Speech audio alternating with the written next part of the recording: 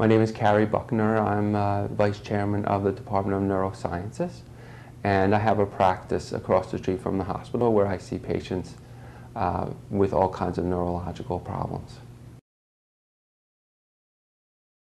We have a large group of neurologists here that we all see any type of neurological problems, but we all have an area where we're specially trained to deal with specific diseases, including Alzheimer's disease, Parkinson's disease, multiple sclerosis, and several other problems.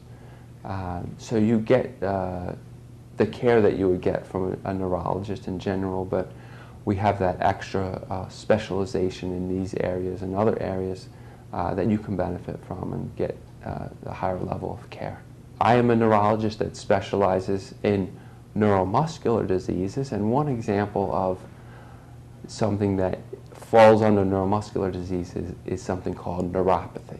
And many of you might not know what that term means, but the symptoms may sound familiar, especially in someone who might have diabetes or a family member or friend who has diabetes.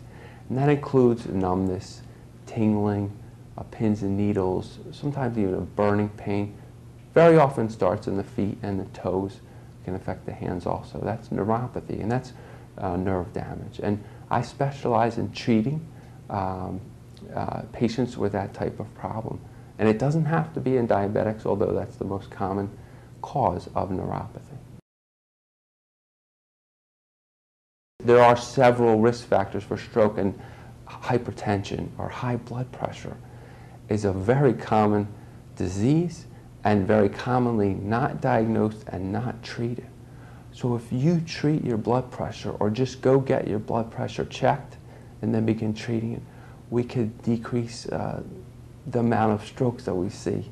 And it is sad when you do see a patient with stroke who can't move the right side, they're not able to walk, or most devastatingly, they're unable to speak or communicate.